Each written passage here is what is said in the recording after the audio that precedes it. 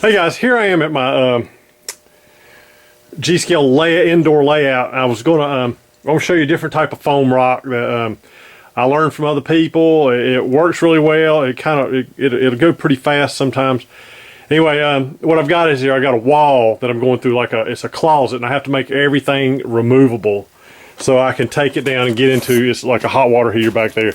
But anyway, I've got this whole section. It's a tunnel going in there. This whole section just picks up and removes. So anyway, I'm working at making this thing be able to pull off, but also trying to want to make it look like there was a mountain on this side. The other side's going to be like a kind of a more of a slope over there. But anyway, I built it all up using the pink foam, and I'm not really good at carving out the foam rock. I mean, I've used plaster castings in the past, but this seems to work pretty well.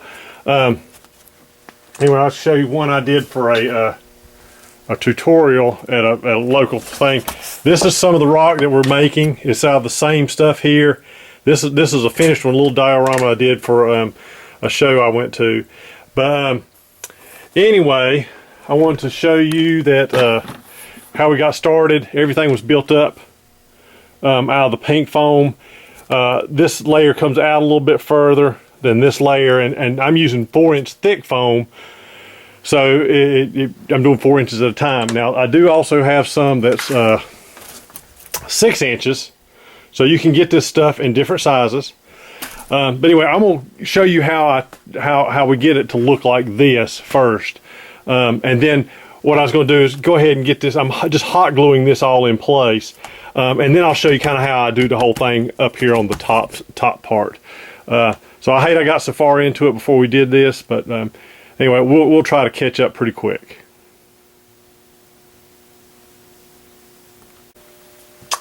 Okay guys, here we are back, and this is what I'm using. This is just regular old couch foam, or the seat foam that you find in these old couches. You can go buy this brand new, but that one block there would probably cost you about 30 bucks. I happened to find an old couch on the side of the road, so I just confiscated the cushions off of it. Now I took them out, and I took those things, brought them home, I hosed them off, and they set out in the sun for several days. I want to make sure anything that was in them that was gone or had vacated. Anyway, you can also, if you do some really diluted bleach and run over it if you're really worried about catching anything from them. So I have no clue how old these are. But anyway, what we're doing is we're just making more or less a veneer. Now you can use these and make the rocks as thick as you want. This is 6-inch. I prefer working with 4-inch. It's just easier to tear. That's some I've already torn. But it makes good rock walls. Also, you can start tearing. It just takes practice. You can just tear it, and it'll make good rocks too. So you just end up getting and tearing off all 4 sides, or all the sides, and it'll make a good rock. And wherever you want to put it in place, you can just take that, see where you want it, and then hot glue it down to where you want. And we'll go over how to make it finish looking like a rock here in a little while. But anyway, to start this, and I'm tearing this in about 1 to 2 inch thickness, however I can get it to start tear across there. And I usually try to tear as far as I can. But anyway, I just take it. It's hard to get started, so what I do is I just take a knife and I kind of score it along the edge so I can get a hold of it, and I just start tearing. Now I usually have it in my lap doing this, but and you just want to reach in there and you pull it and tear it at the same time, because you want it to be uneven. And you can even take your knife or X-Acto and make a couple cuts in there, and it'll kind of make it go in a different direction. But we're working our way across it. I'm getting kind of thin on the bottom.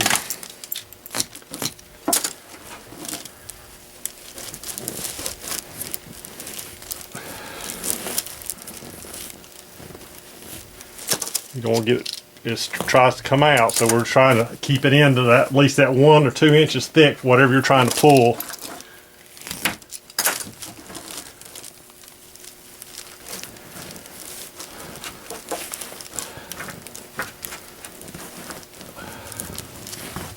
Well, see, I've actually accidentally tore it.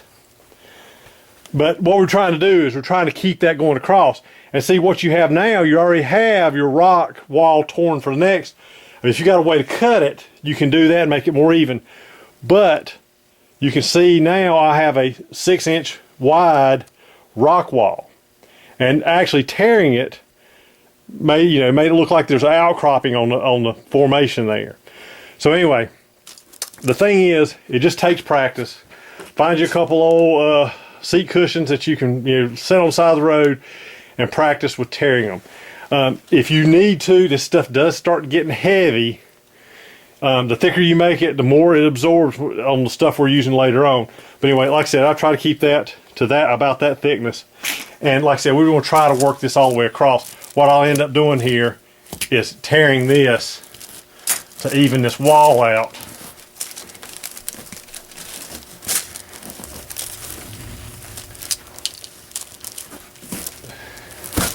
And see, that makes a really nice rock wall. All right, what we're going to do is we've got beyond that point now, showing you how to tear it, how you got it, but like I said, plenty of practice. All I did over here is I'm taking a hot glue gun and I started and tacked it on the end, just glued the end, held it in place. Then I put glue across the bottom and glued that down and held it down in place. And after I got those two sides done, I did along the top and then up this side. Now, if you can see, I've got toothpicks in here. Toothpicks, you can use pins, but usually they're not long enough. They slide out easier. The toothpicks kind of grab a little bit harder into the foam. But anyway, I have pulled this around, put a bead of glue, and pinned that in place. Because that hot glue, it stays hot for a little while and won't pull loose. I mean, it'll try to pull loose. But anyway, and where this joint here, this should be dry. I can come back and pull these out. Of course, you're going to stick yourself 2 or 3 times. And what I'm using here is I'm using 1-inch foam, so 4 layers gives me the thickness of this. And now we can come back in here, and we got an open spot there. We can come in here and lay another rock, and this is how easy it is. And we'll just take and glue that in place, and it looks like there's a rock that's fallen off or one that's not attached. Okay, but here we are. Whoops. Here we are working our way around.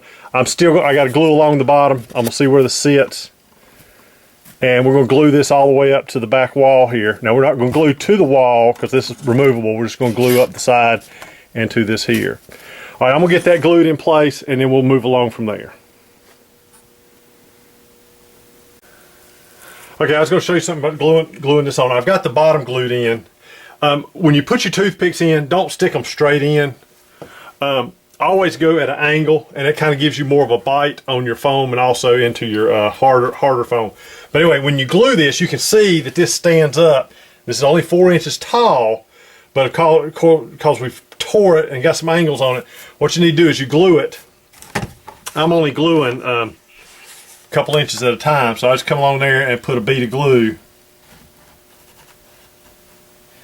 I remember where I'm going to, and then we're going to pull down on this foam and make it even across there. You don't want to stick up and over, because what we're going to do is we've got to add another layer.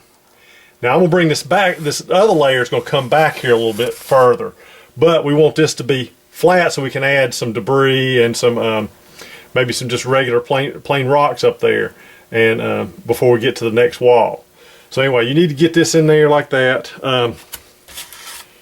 If you bring it down, you can come in here and just barely pin it until that dries.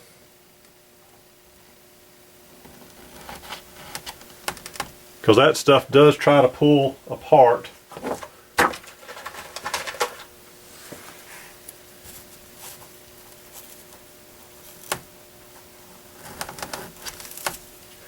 Alright, so we got that done. We'll just continue on around.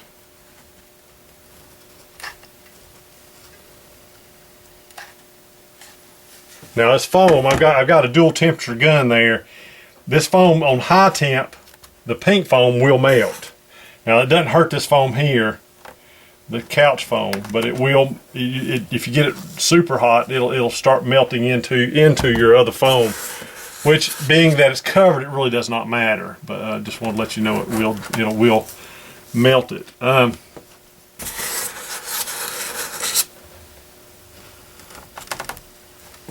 we're going to let all that dry or cool down, and then we're going to finish this out. But I want to show you, you need to even this up. Once you pull the toothpicks out, it'll kind of pop back up. And then I'm going to come in here and put a ground cover over this so it'll kind of blend this in once we have this hardened up. So I'm going to get a little bit more done and we'll be right back. Okay guys, here we are back. I was going to show you, I've got these glued in, and see I've cut this back a little bit further, so kind of blending this coming up the heel, and then I moved this back. I have not glued that in yet, but those will be glued in place. What I did, I took my 4-inch foam, you can take it on a bandsaw, and if you keep it moving, it cuts pretty good, it don't dig down. This is some I had pre-pulled. I'm going to go ahead and glue this in, and see it'll leave us a ledge here that will blend in, blend the heel in as it goes up. So anyway, I'm gonna get this put in all the way back. I'm gonna get this secondary one, and then I'm gonna finish up on the heel here, what I'm gonna do, and then we'll go back and I'll show you how we need to harden all this up and add the color to it.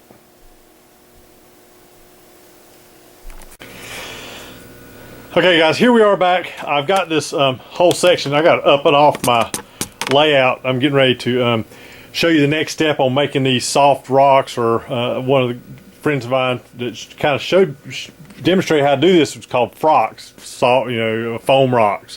Anyway, the next step, there's one or two ways you can go about it. Next step, we're going to add something to harden the rocks up and give them a hard shell to them.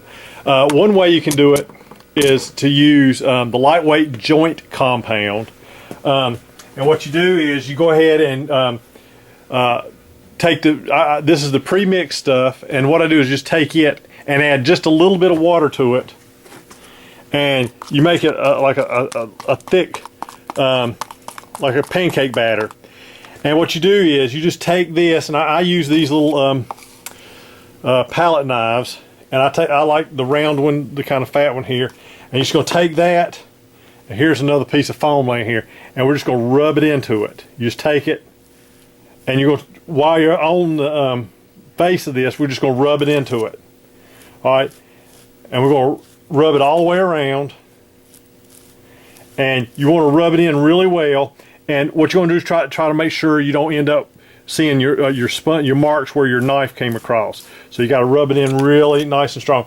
Now you can do on my first one over there, I did make one a little bit thinner, and I brushed it on first so I could get it down into the foam, to the cells of the foam, and then I come back, let that dry just a little bit, not long, and I came back with a thicker coat because it allows you to press it in there a little bit deeper. That first one kind of wets it, and it kind of makes it absorb better. But anyway, what you're going to do is just rub this in, and you can see how I'm doing this, and it still leaves, if you see, it still leaves your formation of your rocks. If you're rubbing it in and then you pull across, it leaves your rock formation there. Now you have to let this sit according to your humidity. It may take 24 hours to dry, but this will harden up. Okay, that's one route to do it. All right, the other one is we take sanded tile grout. Okay, and you can, with tile grout, you can there's a bunch of different colors. You can even get, if you kind of know what color rock you're headed towards, you can go ahead and kind of get that color of tile grout. And what you do is you mix it up, and you make it to where it's kind of thin and a slurry. And you got to make sure you got it good and well mixed. And I usually let it set about 10 minutes so it soaks up all that moisture, and make sure I have it thin enough. Now this one, we're going to take it, and this gives you a little bit harder of a shell. With the joint compound, once it dries and you start adding, now when I did it, I guess there's different types of joint compound. When I went back and added my washes of colors, it kind of softened the top edge up and would pull down. Whereas using the tile grout, you get a much harder finish, and it will accept your colors a little bit better. Now this is a little bit dark, but anyway, I've already got it mixed up. I'm just gonna go with it. But what we're doing is we're taking it and we're brushing it in the same way. You just rub it in really nice and hard, and you're just taking a paintbrush and we're going to do it all. And it gives it a nice look, nice texture, and you need to make sure you don't end up with any brush marks in it. A lot of people say just dab it into it. I kind of brush it on, then come back and dab it. It doesn't look where it gets rid of your brush marks. Now this still takes about 24 hours to dry. Now up here on the flat area, oh, I'm a little bit low on my thing. Let's go up here. Up here on my flat area, I can still come back and add my any ground foam, or add if I want to build this up, I can use my Sculpt-A-Mold, or I use a mixture of white glue and sawdust, and you can take the little trials and trowel it right in place. It leaves a nice ground effect. But anyway, you just come back and you do all this. Let's see if I got you in the lens area. I brush it in, and then we're going to make sure it's pushed into place so we don't leave any brush marks.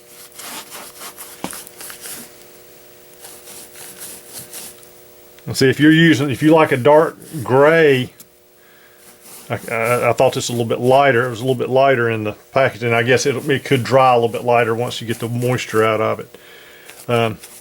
But it'll leave you a nice rock face. What I'm going to do is I'm going to go ahead and I'm going to finish this up, and then I'll come back and show you what it looks like. I'm using a combination of the rock foam, and then up top I'm going to kind of smooth this out. I may place different individual rocks up here, but it's going to be like the top of the hill going on up, and I got a little bit more rock face over here. So I'm gonna get this done, and I'll come back and show you the finish, what it looks like after I get it all done, and then I'll show you where we go from there. Okay guys, here we are, we're back. I put a fan on this all night, so it's only been about 12 hours, but it's as hard as it's going to get. Now this is why they're called soft rocks, because you can touch them. It gives you a nice rock look face, but you can, if you press in hard, these things are not meant to be handled and touched a lot, but you can press in and it will flake off. Now you can add washes to this. You can add a second coat to make it a little bit harder. I added just a second one here. This is not quite dry, but it'll make it a little bit harder. I've got one more step I do, and I'll show you how that is. I add a zip texturing to it, and it makes a really hard shell to it. The only reason I'm doing that is because this is a removable section off my layout, so I can get into some a water closet in behind, or a closet that's got all my stuff in it. So I'm gonna add the zip texturing to it, and that'll make a nice hard shell of this.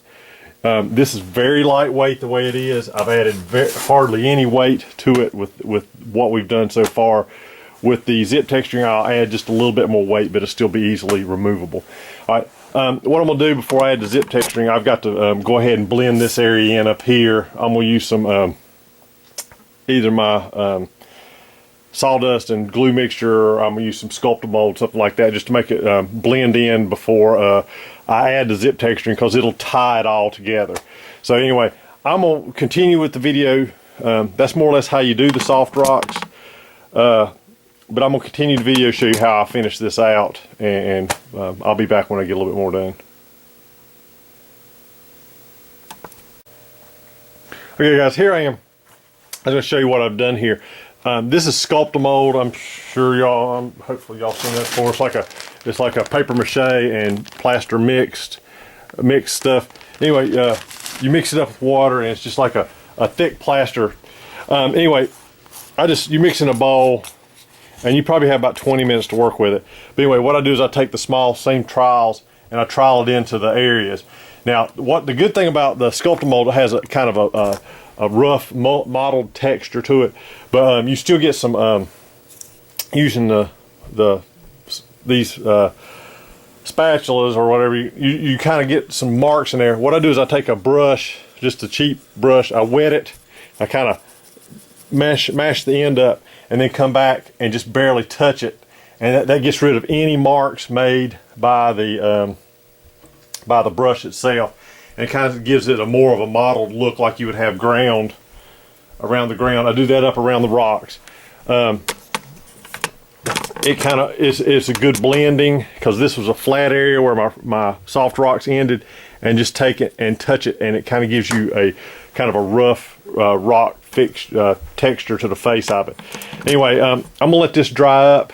I got a tree I'm gonna add in here, so I can't finish putting this on, so I got to make a spot for that. But what we're gonna do is gonna let this dry out, and then I'll show you where we're gonna go with the zip texturing.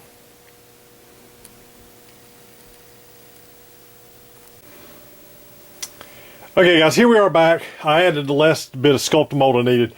Now I'm gonna show you how I do the zip texturing.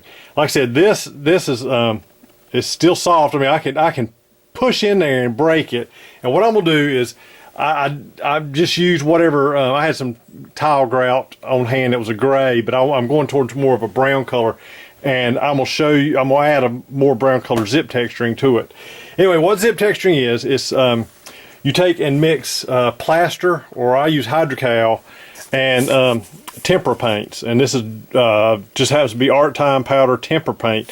And in the mixture I'm using is 24 parts plaster or hydrocal, 1 part brown, 1 part yellow, and 1 part black. And I made a bunch of it because I got a big layout to do. Anyway, this is what it's just powder, and you mix it up really well. You want to get it. I'd actually put a lid on this and shake it for a little while to get it all mixed together. But what this does is the hydrocal hardens, and it gets hard as a rock, and you don't have to make it very thick, but it hardens up real nice and hard. But what I'm going to show you here is, if you look online, the way they say do it is kind of wet the area with water, and then tap in the zip texturing. And what happens is, if you just let that dry, when you're done, if it didn't get moist enough in areas, you can take your finger and it turns to powder. So what I've done is I do a little bit of a different technique. I take the water white glue mixture, and the area I'm going to do it in, I spray that area. And I'm going to do the rocks and everything. So we're wetting all this. I'm going to try to get this whole top done. Now the hard part is if you're going to do the rock face down here, luckily this is a modular part that I'm pulling off, and I can remove it or turn it up on its end and zip texture.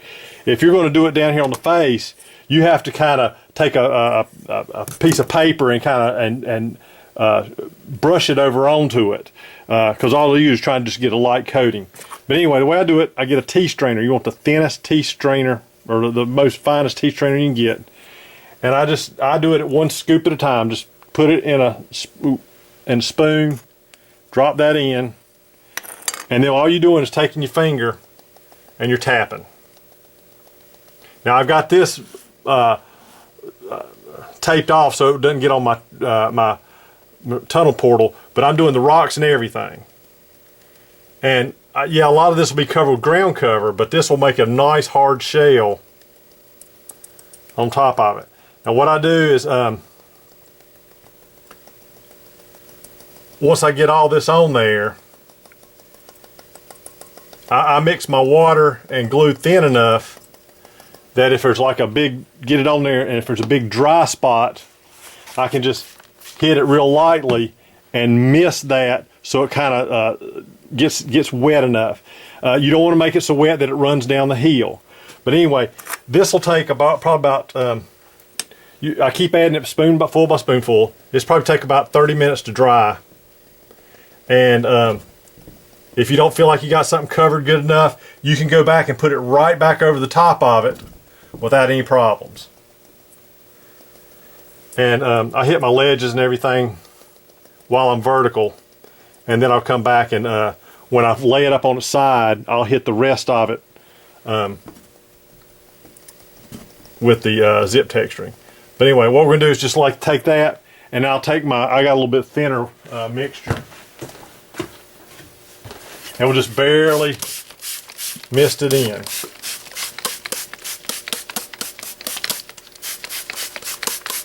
And the good thing about this is after it's all dry, you can come back and add more if you feel like you need to.